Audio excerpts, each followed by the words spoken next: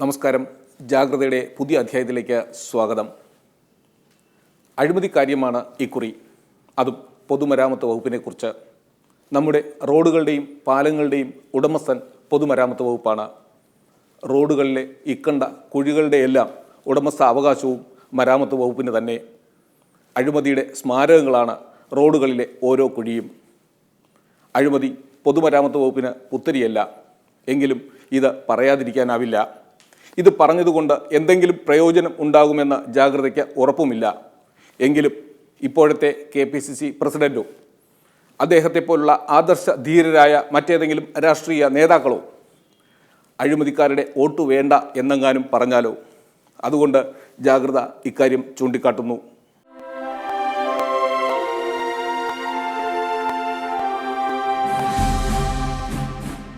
നമ്മുടെ നാട്ടിലെ റോഡിലെ കുഴികൾ നോക്കിയാൽ ഓരോന്നിനുമുണ്ടാകും ഓരോ കഥ പറയാൻ. അഴിമതിയുടെയും ക്രമക്കേടിൻ്റെയും ഞെട്ടിക്കുന്ന കഥ. റോഡുകളിലെ കുഴികളിൽപ്പെട്ട് നട്ടെല്ല് തകരുമ്പോൾ ഇതിനു പിന്നിലെ അഴിമതി കഥകൾ ആരും അറിയുന്നില്ല.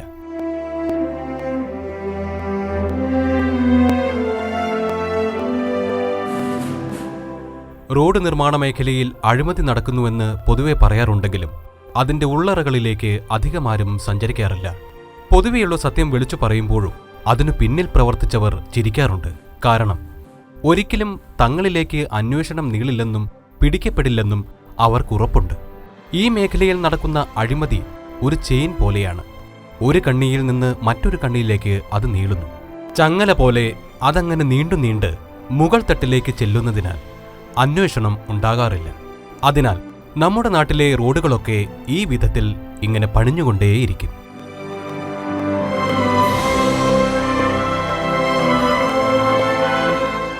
ഈ റോഡിൻ്റെ ഉത്തരവാദിത്വം ആ ഡിവിഷനിലെ എക്സിക്യൂട്ടീവ് എഞ്ചിനീയർക്കാണ് ഉത്തരവാദിത്വം. ആ എക്സിക്യൂട്ടീവ് എഞ്ചിനീയർ മഴയ്ക്ക് മുമ്പ് ഒരു പ്രീ മൺസൂൺ മെയിൻ്റനൻസ് എന്ന് പറഞ്ഞിട്ടൊരു സാധനം ഉണ്ടെങ്കിൽ സ്റ്റിച്ച് ഇൻ ടൈം സേവ്സ് 9. ഒരു കുഴി ആദ്യം അടയ്ക്കാൻ പിന്നെ 10 കുഴി വരാതിരിക്കാൻ നോക്കേണ്ടത് എക്സിക്യൂട്ടീവ് എഞ്ചിനീയറുടെ ഉത്തരവാദിത്വമാണ്. പക്ഷേ ഇന്നിപ്പോൾ കാണുന്നത് എന്താണെന്ന് വെച്ചാൽ ഇതിൻ്റെ ഉത്തരവാദിത്വം മുഴുവൻ ഒരു ടാസ്ക് ഫോഴ്സ് കൊണ്ട് ഗവൺമെൻറ്റിലേക്ക് അത് ഏറ്റെടുത്തിരിക്കുക. ലിസ്റ്റ് ഇവർ അവിടെ നിന്ന് കൊടുത്ത് അവിടെ അപ്രൂവ് ചെയ്ത് വന്നാൽ ഇവിടെ ചെയ്യാൻ നോക്കുകയുള്ളൂ. അങ്ങനെ വരുമ്പോഴത്തേക്കും ഒരു കുഴിക്ക് പകരം 10 കുഴിയാവും. കുഴികൾ ഇങ്ങനെ നീണ്ടുകൊണ്ടിരിക്കും. എക്സിക്യൂട്ടീവ് എഞ്ചിനീയർ ഒരു മൂകസാക്ഷിയായിട്ട് ഇവിടെ ഇരിക്കും.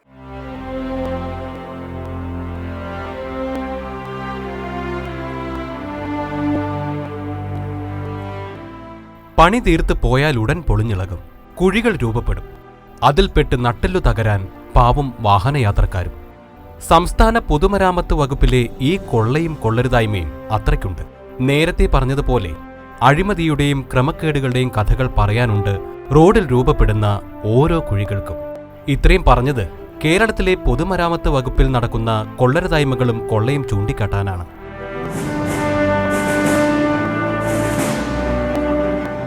അത് അഴിമതി കേരള സമൂഹത്തിൻ്റെ ഒരു ഭാഗമാണ്. അത് നമുക്ക് മാറ്റിവെക്കാൻ വളരെ പ്രയാസമാണ്. PWDയിലും അഴിമതിയുണ്ട്. എന്താണ് അഴിമതി? പക്ഷേ അഴിമതിയേക്കാൾ വലുത് കെടുകാര്യസ്ഥതയാണ്. ഇവിടെ ആരോ സരസമല്ല ശാസ്ത്രീയമായിട്ട് തന്നെ പറയുകയുണ്ടായി, അഴിമതിയേക്കാൾ കേരളത്തിൽ എന്നല്ല രാജ്യത്തിന് ഭീഷണിയായിട്ടുള്ളത് തുരുമ്പാണ് എന്ന് പറഞ്ഞാൽ. തുരുമ്പെന്ന് പറഞ്ഞാൽ തുരുമ്പിടിച്ച് പോവുക, അതോടൊപ്പം തന്നെ കെടുകാര്യസ്ഥതയെക്കൂടെ അത് ഉദ്ദേശിക്കുന്നുണ്ട്. ഇവിടെ സമയത്ത് തീരുമാനം എടുക്കുന്നില്ല. ദേശീയപാത 12 കൊല്ലം മുമ്പ് 14 കൊല്ലം മുമ്പ് പുനർനിർമ്മിക്കാൻ തീരുമാനം എടുക്കേണ്ടതായിരുന്നു. ഇതുവരെ അത് നടപടികളായിട്ട് സ്ഥലമെടുപ്പ് പൂർത്തിയായിട്ടില്ല. ഈ റോഡുകളുടെ സ്ഥിതി ഇതാണ്.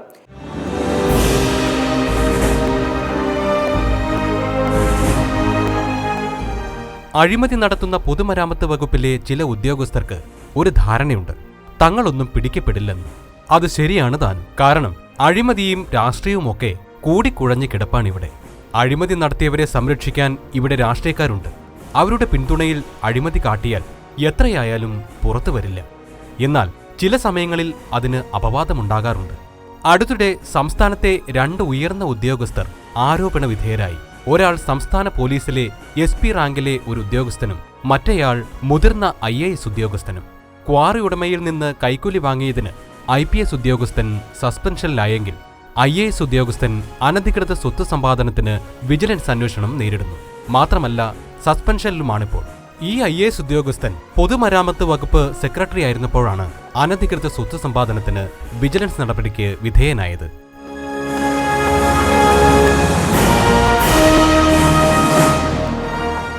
ആരോപണ വിധേയരായവർ കുറ്റക്കാരാണോ അല്ലയോ എന്ന് തീരുമാനിക്കേണ്ടത് നീതിന്യായ സംവിധാനമാണ്. അതുകൊണ്ട് തൽക്കാലം അതേക്കുറിച്ച് മിണ്ടുന്നില്ല. എന്നാൽ ഇപ്പോഴും എപ്പോഴും അഴിമതി കൊടികുത്തി വാഴുന്നു എന്ന ആരോപണം കേൾക്കുന്ന വകുപ്പാണ് പൊതുമരാമത്ത് വകുപ്പ്. വകുപ്പിന് കീഴിലെ റോഡ്, പാലം ഉൾപ്പെടെയുള്ള മരാമത്ത് പണികൾ മാത്രമല്ല, സ്ഥലമാറ്റത്തിലടക്കം വകുപ്പിൽ അഴിമതി നടക്കുന്നുവെന്നാണ് ആക്ഷേപം. ഇത് തുറന്നു പറഞ്ഞാലുള്ള അപകടവും പ്രത്യാഘാതവും ഓർത്ത് ആരും അത് പുറത്തു പറയുന്നില്ലെന്നു മാത്രം. ഏത് മേഖലയിലാണ് ഇല്ലാത്തത്? ഒരു മേഖല ഇല്ലാത്തതില്ല. ഒരു എല്ലാ മേഖലയിലും ഉണ്ടല്ലോ. ഇല്ല എന്ന് പറയുന്നത് എങ്ങനെയാണ്? ഇല്ല എന്ന് പറഞ്ഞാൽ എങ്ങനെയാണ്? നമുക്കറിയാം നമ്മുടെ ഏതെല്ലാം മേഖലയിൽ ഇതുണ്ടെന്ന് പറയുന്നു. അപ്പം നമ്മൾ അതൊന്നും നിഷേധിച്ചിട്ടല്ല. അപ്പോൾ അതുകൊണ്ടാണ് നമ്മൾ പറയുന്നത് ഈ മേഖലയിലെല്ലാം നമ്മൾ ക്വാളിറ്റി ഇംപ്ലിമെൻറ്റ് ചെയ്യണം. ക്വാളിറ്റി ഇംപ്ലിമെൻറ്റ് ചെയ്താൽ ഇതിൻ്റെ ഒന്നും ആവശ്യമില്ല. മനസ്സിലായില്ലേ? നമ്മൾ എന്തുകൊണ്ടാണ് അതിന് ഒരു സ്ഥലത്ത് തടസ്സം വരുന്നുണ്ടോ? ഒരു സ്ഥലത്ത് ഒരു ഉദ്യോഗസ്ഥന് ഒപ്പിടാൻ തയ്യാറാകുന്നില്ലായിരിക്കും. അതുകൊണ്ട് അല്ലെങ്കിൽ അയാൾ ലീവായിരിക്കും. അപ്പോൾ അത് വേഗം എത്തിക്കാൻ വേണ്ടിയിട്ടായിരിക്കും നമ്മൾ ഈ പിയൂണിനെ പിടിച്ച് വേഗം വിടുന്നത്. അപ്പോൾ ഇതൊക്കെയെന്ന് പറഞ്ഞാൽ എല്ലാ ഡിപ്പാർട്ട്മെൻറ്റിലുള്ള ഒരു കാര്യങ്ങൾ തന്നെയാണ്. അത് നമ്മൾ നിഷേധിച്ചിട്ടൊന്നും കാര്യമില്ല. എല്ലാ ഡിപ്പാർട്ട്മെൻറ്റിലും പിന്നെ ചില സംവിധാനങ്ങളും കാര്യങ്ങളൊക്കെ ഉണ്ടാവാം. അത് നമ്മുടെ കാലാകാലങ്ങളായിട്ട് നിലനിൽക്കുന്ന ചില സംവിധാനങ്ങളാണ്. റോഡ് പണിക്കുള്ള കരാർ നൽകുന്നതിൽ നിന്ന് തുടങ്ങുന്നു അഴിമതി. കരാറുകാരാണ് അതിലിരകൾ. താഴെത്തട്ട് മുതൽ ഉന്നതങ്ങൾ വരെ വീതം വയ്ക്കുമ്പോൾ അതനുസരിച്ച് പാലവും റോഡുമൊക്കെ പണിയാനാകൂ. അപ്പോൾ അതിന്റെ ഗുണനിലവാരം റോഡുകളിലടക്കം അത്രയും പ്രതീക്ഷിച്ചാൽ മതി. അത് കുഴികളായി റോഡുകളിൽ നിറയുമ്പോൾ ഊറിച്ചിരിക്കുകയാകും അഴിമതി നടത്തിയ ഉദ്യോഗസ്ഥർ. കാരണം പഴി മുഴുവൻ കരാറുകാർക്ക് കിട്ടുമല്ലോ. ഇപ്പോൾ റോഡ് പണി ചെയ്താൽ അതിനാവശ്യത്തിനുള്ള ബിറ്റുമൻ ചേർക്കണം, ആവശ്യത്തിനുള്ള മെറ്റൽ ചേർക്കണം. ഇപ്പം BMN/BC എന്ന് പറഞ്ഞാൽ ഇപ്പോൾ എല്ലാവരും ഭയങ്കര കോസ്റ്റ്ലി സ്പെസിഫിക്കേഷനാണ്. അതിനകത്താണ് അത് ചെയ്താൽ തന്നെ ശരിയായിട്ട് ചെയ്താൽ ഒരു 10 കൊല്ലം 8-10 കൊല്ലം നിൽക്കുന്നതിന് യാതൊരു പ്രശ്നവുമില്ല. പക്ഷേ സ്പെസിഫിക്കേഷൻ അനുസരിച്ചിട്ട് ചെയ്യണം. ഈ സമയത്ത് കാശ് കിട്ടില്ലെങ്കിൽ അവർ റേറ്റ് കൂടുതൽ കൊട്ടി ചെയ്യും, നല്ല നിലയിൽ ചെയ്യില്ല. ഇതിൻ്റെ റൂട്ട് കോസ് അതാണ് ഞാൻ മനസ്സിലാക്കുന്നത്. അതുകൊണ്ട് കൈക്കൂലി ഈ പറഞ്ഞ ഒരു വിധത്തിൽ മുഴുവൻ തുടച്ച് നീക്കാമെന്ന് പറയുന്നതൊന്നും അത്ര എളുപ്പമുള്ള കാര്യമല്ല. മുഴുവനും പൊതുമരാമത്ത് വകുപ്പ് മുഴുവനും കൈക്കൂലിക്കാരാണെന്ന് ഞാനിട്ട് പറയുകയില്ല. അതല്ല. പക്ഷേ ഇതിനകത്ത് പ്രശ്നം ഗവൺമെൻറ്റിനകത്ത് ബഡ്ജറ്റിലുള്ളതിനേക്കാൾ ഇരട്ടി ജോലികൾ ചെയ്യിപ്പിക്കും. അങ്ങനെ ചെയ്യിപ്പിക്കുമ്പോൾ സമയത്ത് കാശ് കൊടുക്കാൻ ഒക്കില്ല, കോൺട്രാക്ടർമാർ വിഷമിക്കില്ലേ? അപ്പോൾ അവരതിനകത്ത് പണിയിൽ ക്വാണ്ടിറ്റിയിലൊക്കെ മോശം വരുത്തും. അപ്പോൾ അതിന് ആർക്കെങ്കിലും സഹായം നിൽക്കേണ്ട ഗതികേടാണ് ഉണ്ടാകുന്നത്.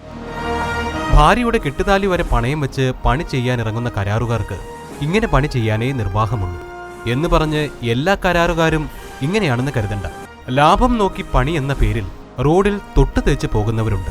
അതിന്റെ പഴി എല്ലാ കരാറുകാരും കേൾക്കേണ്ടി വരുമെന്ന് മാത്രം. പൊതുമരാമത്ത് വകുപ്പിനെ കുറിച്ച് ഇപ്പോൾ എന്തേ ഇങ്ങനെ പറയാൻ എന്ന് സംശയം തോന്നുന്നവരുണ്ടാകാം. പക്ഷേ അടുത്തിടെ നടന്ന സംഭവവികാസങ്ങൾ എല്ലാവർക്കും അറിയാമല്ലോ. അനധികൃത സ്വത്ത് സമ്പാദന കേസിൽ പൊതുമരാമത്ത് വകുപ്പ് സെക്രട്ടറി ആയിരുന്ന TO സൂരജിനെതിരെ വിജിലൻസ് നടപടി കൈക്കൊണ്ടു. അദ്ദേഹം ഇപ്പോൾ സസ്പെൻഷനിലാണ്. അതേ തുടർന്ന് പൊതുമരാമത്ത് വകുപ്പിലെ ചില കള്ളക്കഥകൾ, ചില അഴിമതി കഥകൾ പുറത്തു വന്നുകൊണ്ടിരിക്കുന്നു. അതിൻ്റെ ഭാഗമായി ജാഗ്രതയും ഇക്കാര്യം ഉന്നയിക്കുന്നു. റോഡുകളുടെയും പാലങ്ങളുടെയും നിർമ്മാണത്തിൽ വൻ അഴിമതിയുണ്ട്. അങ്ങനെ റോഡുകളുടെയും പാലങ്ങളുടെയും നിർമ്മാണത്തിൽ അഴിമതി ഇല്ലായിരുന്നുവെങ്കിൽ നമ്മുടെ നട്ടലിന് എന്നേ ആയുസ് നീട്ടിക്കിട്ടിയേനെ.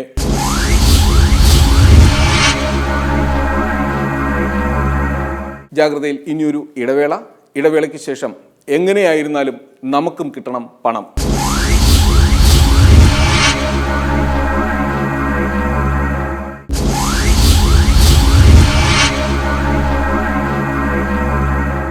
പൊതുമരാമത്ത് വകുപ്പിന് ഒരു പൊതു സ്വഭാവമുണ്ട്.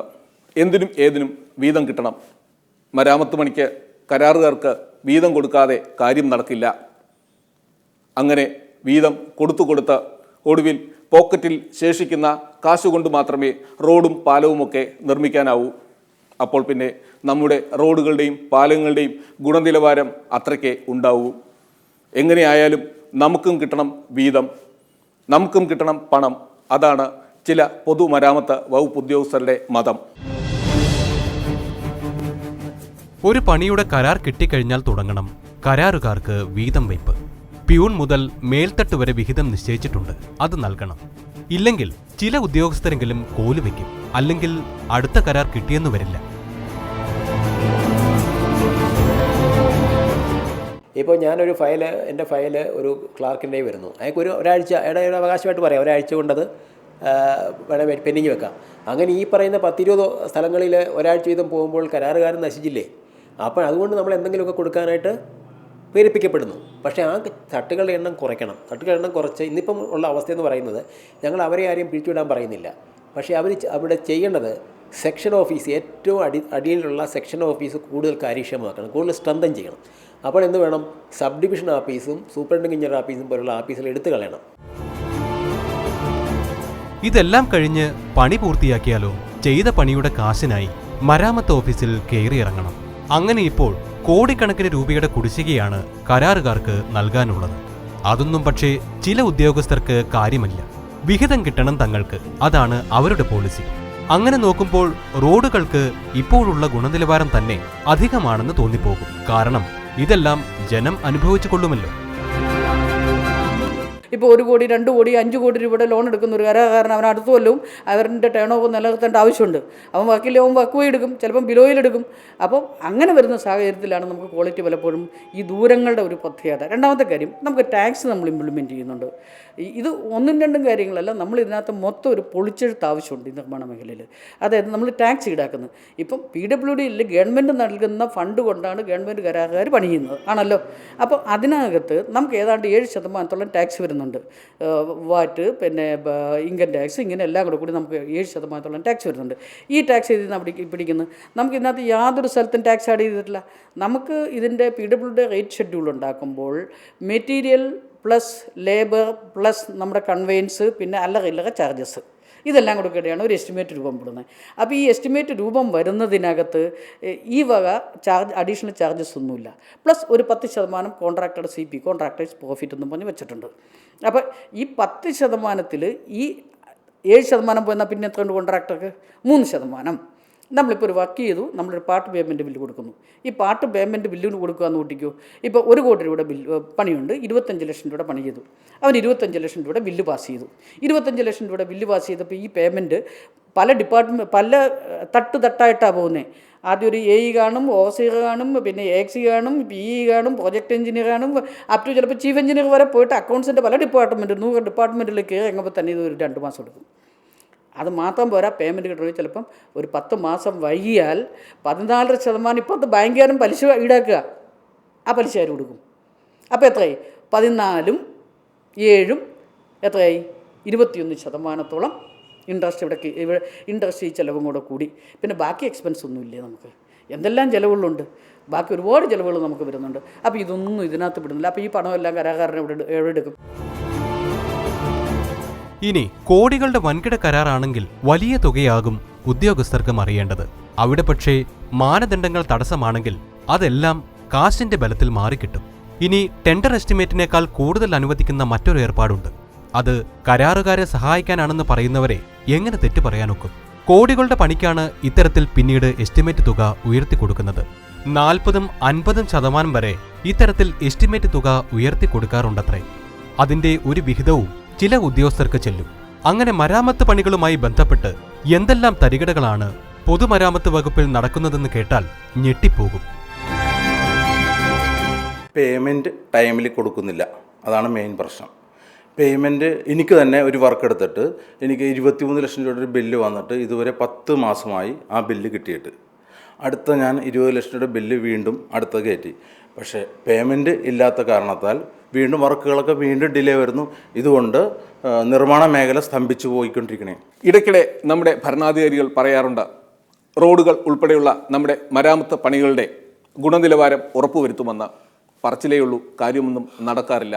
അങ്ങനെ പറഞ്ഞ കാലം മുതൽ നോക്കിയിരുന്നെങ്കിൽ നമ്മുടെ റോഡുകളിലൂടെയും പാലങ്ങളിലൂടെയും നമുക്ക് എത്ര സുന്ദരമായി സഞ്ചരിക്കാമായിരുന്നു. എങ്കിലും കുറ്റം പറയരുതല്ലോ.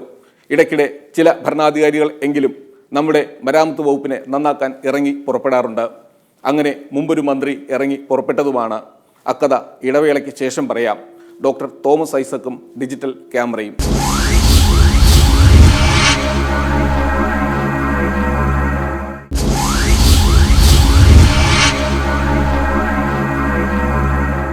ഇടതു ഭരണകാലത്ത് പൊതുമരാമത്ത് വകുപ്പിൻ്റെ ചുമതലയുണ്ടായിരുന്ന ഡോക്ടർ തോമസ് ഐസക് റോഡ് പണിയുടെ സുതാര്യത ഉറപ്പുവരുത്താൻ ഇറങ്ങി പുറപ്പെട്ടിരുന്നു. അതിനായി എഞ്ചിനീയർമാർക്ക് ഡിജിറ്റൽ ക്യാമറകൾ വാങ്ങി നൽകി. റോഡുകളിലെ കുഴികളിലെ പടമെടുക്കുക, പണി നടത്തുക, വീണ്ടും പടമെടുക്കുക, എന്നിട്ട് വെബ്സൈറ്റിൽ അത് പ്രസിദ്ധീകരിക്കുക. അങ്ങനെ ജനങ്ങൾക്ക് അതിൻ്റെ സുതാര്യത ഉറപ്പുവരുത്തുക. കാര്യമൊക്കെ നടന്നു. പക്ഷേ തോമസ് ഐസക് പൊതുമരാമത്ത് വകുപ്പ് മന്ത്രി സ്ഥാനം ഒഴിഞ്ഞതോടെ കാര്യങ്ങളെല്ലാം തദൈവ. പദ്ധതി അട്ടിമറിക്കപ്പെട്ടു. ഇപ്പോൾ ഈ ഡിജിറ്റൽ ക്യാമറകളൊക്കെ ഏതുവഴി പോയേ എന്ന് ആർക്കും അറിയില്ല. അതൊക്കെ കിട്ടിയ എഞ്ചിനീയർമാർ സെൽഫി എടുത്ത് കളിക്കുകയാണ് എന്നാണ് ഏറ്റവും ഒടുവിൽ കിട്ടിയ വിവരം. ചില്ലറയിൽ തുടങ്ങി ലക്ഷങ്ങളും കോടികളും മറിയുന്ന ഏർപ്പാടാണ് പൊതുമരാമത്ത് വകുപ്പിൽ നടക്കുന്നത്. പലപ്പോഴും ഇതിനൊന്നും അന്വേഷണം നടക്കാറേയില്ല.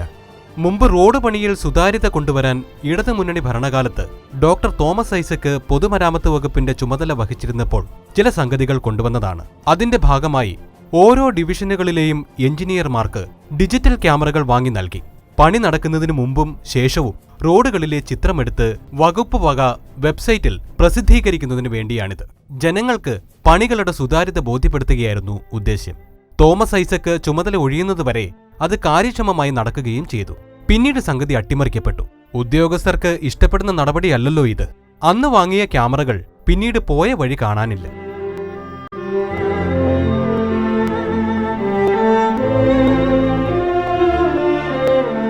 പൊതുമരാമത്ത് വകുപ്പിനെ ഏറ്റവും സംശയദൃഷ്ടിയോടുകൂടിയും ഏറ്റവും വലിയ മുൻവിധിയോടും കണ്ട ആളാണ് ഡോക്ടർ തോമസ് ഐസക്.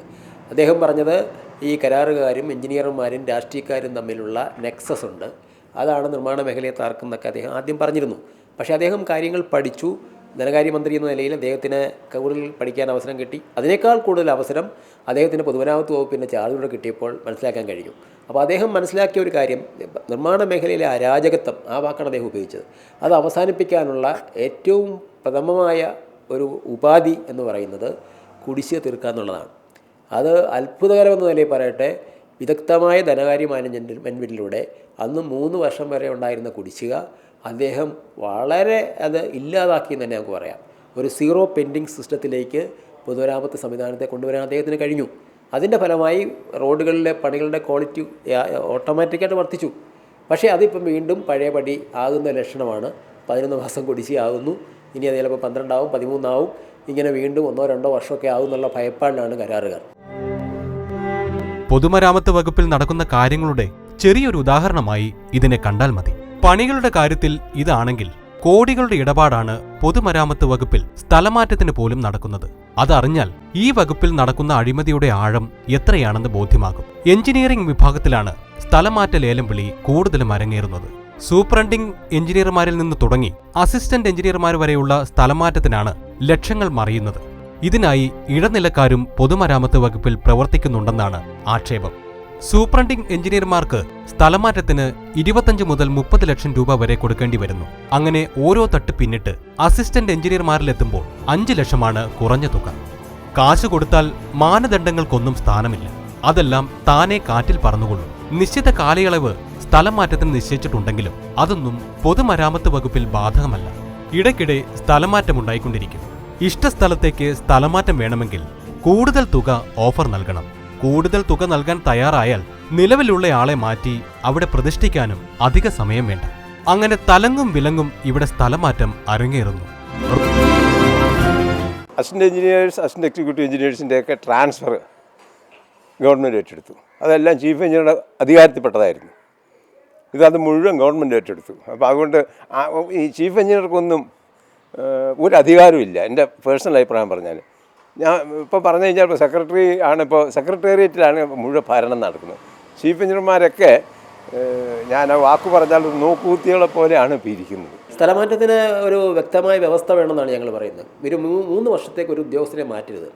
അതുപോലെ തന്നെ അവരുടെ സ്ഥലം മാറ്റത്തിന് അതൊക്കെ അവരുടെ സംഘടനകളാണ് തന്നെ പറയേണ്ടത്. ഞങ്ങൾ പറയുമ്പോൾ അതിന് മറ്റ് ദുസൂചനകൾ വരും. അവരുടെ സംഘടനകൾ പക്ഷേ പറയുന്നില്ല. അവരുടെ സംഘടനകൾ ഈ കാര്യത്തിൽ ഒരു നിശ്ചിതമായ വ്യവസ്ഥ വേണമെന്ന് അവരാവശ്യപ്പെടുന്നില്ല. അപ്പം നമുക്ക് എന്തെങ്കിലും ചെയ്യാൻ പറ്റുമോ? റോഡ്സ് ആൻഡ് ബ്രിഡ്ജ് വിഭാഗത്തിലാണ് ഇത്തരത്തിൽ സ്ഥലം മാറ്റത്തിന് ഡിമാൻഡ് ഏറെയും. തിരുവനന്തപുരം, എറണാകുളം സിറ്റി, കോഴിക്കോട് ഡിവിഷൻ തുടങ്ങിയ മരാമത്ത് പണികൾ ഏറെയും നടക്കുന്ന സ്ഥലങ്ങളിലാണ് സ്ഥലം മാറ്റ ലേലം വിളി കൂടുതൽ അരങ്ങേറുന്നത്. എഞ്ചിനീയറിംഗ് വിഭാഗത്തിൽ മാത്രമല്ല, മറ്റു ചില സീറ്റുകളിലേക്കും സ്ഥലമാറ്റത്തിനാണെങ്കിൽ കാശ് കൊടുക്കാതെ നടക്കില്ലെന്നാണ് കേൾവി. ഇത്തരത്തിൽ ലക്ഷങ്ങൾ കൊടുത്ത് ഇഷ്ടസ്ഥലത്തേക്ക് സ്ഥലമാറ്റം വാങ്ങണമെങ്കിൽ വെറുതെയാവില്ലല്ലോ. അപ്പോൾ അതിന് തക്ക വരുമാനം ഈ സ്ഥലങ്ങളിൽ നിന്ന് കിട്ടുമെന്നർത്ഥം. കോഴ കൊടുത്ത കാശ് തിരിച്ചു പിടിക്കാൻ ഉദ്യോഗസ്ഥർ നല്ല തോതിൽ കണ്ണടയ്ക്കും. അങ്ങനെ മരാമത്ത് പണികളിൽ പല മറിമായങ്ങളും നടക്കും. അപ്പോൾ പിന്നെ നമ്മുടെ റോഡുകൾക്കും പാലങ്ങൾക്കുമൊക്കെ വലിയ ഗുണനിലവാരം പ്രതീക്ഷിക്കുന്ന ജനങ്ങളല്ലേ വിഡ്ഢികൾ? മരാമത്ത് പണികളിൽ മാത്രമല്ല, പൊതുമരാമത്ത് വകുപ്പിൽ സ്ഥലം മാറ്റത്തിന് പോലും ലക്ഷങ്ങളുടെ കോഴക്കളിയാണ് നടക്കുന്നത്. എന്തായാലും ഈ കഥ ഇനിയും നീട്ടുന്നില്ല. നീട്ടിയിട്ട് കാര്യവുമില്ല. കാര്യം എന്തെങ്കിലും നടപടി ഉണ്ടാകുമെന്ന ജാഗ്രതയ്ക്ക് പ്രതീക്ഷയില്ല. വോട്ടും നോട്ടും അതാണല്ലോ പരമപ്രധാനം. ജാഗ്രതയുടെ ഈ അധ്യായം ഇവിടെ പൂർണ്ണമാകുന്നു. വീണ്ടും അടുത്തയാഴ്ച. അതുവരെ നന്ദി, നമസ്കാരം.